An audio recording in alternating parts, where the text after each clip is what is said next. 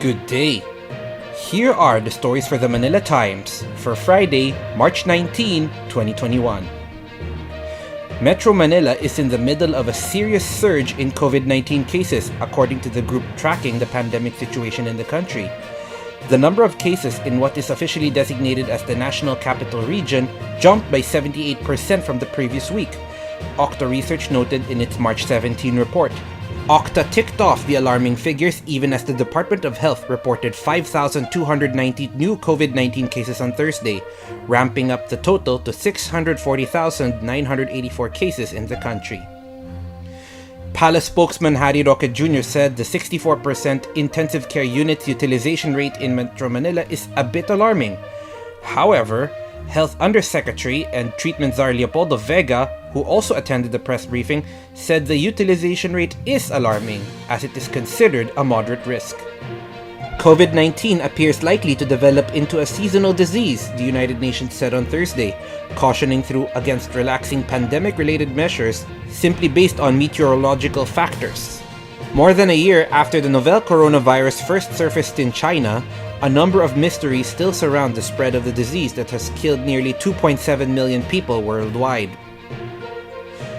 Global technology company Visa is confident that digital transactions in the Philippines will continue to improve after a study showed that more Filipinos shopped online for the first time last year. Visa country manager for the Philippines and Guam, Dan Walbert, said the firm's latest consumer payment attitude study showed that more Filipinos started to go on digital commerce platforms and make cashless payments in 2020. The Department of Trade and Industry ordered the closure of a number of businesses and establishments including driving schools, traditional cinemas, gaming arcades, museums, and cultural centers located in general community quarantine areas for 2 weeks due to the rising number of COVID-19 cases. Trade Secretary Ramon Lopez said meetings, international conventions, and events would also be limited to a 30% capacity. The government will not suspend the mass inoculation against COVID-19 despite the death of a COVID patient after she was vaccinated. Details of the death of a 47-year-old female patient have come into light after it was revealed on Wednesday. According to Dr. Romel Criseño Lobo, Vice Chairman of the Department of Health's National Adverse Events Following Immunization, the woman, whose name was withheld, was given a shot of Sinovac Biotech Limited's Coronavac after she was infected with the virus on March 8 and hospitalized on March 10. The patient died 3 days later, Lobo said. The entire Batasan complex in Quezon City, home to the House of Representatives, will be locked down until Sunday. In a statement, the House stated they will have a temporary lockdown from March 18 to 21. A day earlier, House Majority Leader and later Representative Martin Romualdez said he tested positive for COVID-19. A statement issued on Thursday stated that Speaker Lord Alan Velasco issued a lockdown order on Wednesday night to House Secretary General Mark Leandro Mendoza. Velasco said the lockdown is a precautionary measure to protect the health of the members and employees of the House. The Philippines may sign a deal to secure doses of the COVID-19 vaccine developed by Johnson & Johnson through the COVAX facility, vaccine czar Carlito Galvez Jr. said on Thursday. Galvez made the announcement after Johnson & Johnson secured an emergency use listing from the World Health Organization. The Philippines earlier received 600,000 Sinovac shots as a donation from China and 525,600 shots of Britain's AstraZeneca vaccine through COVAX. Galvez said the country's supply agreement with Johnson & Johnson was expected to be signed soon. More contact tracers will be deployed to the National Capital Region as part of the government's effort to contain the spread of COVID-19, the Department of the Interior and local governments said on Thursday.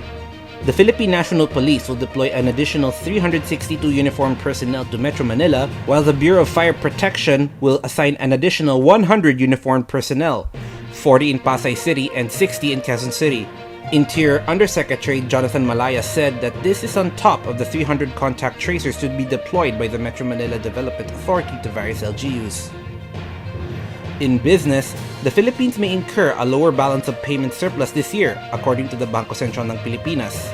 Data shared by Central Bank Governor Benjamin Diokno showed on Thursday that the BSP now anticipates a $6.2 billion BOP surplus this year, equivalent to 1.6% of the country's gross domestic product.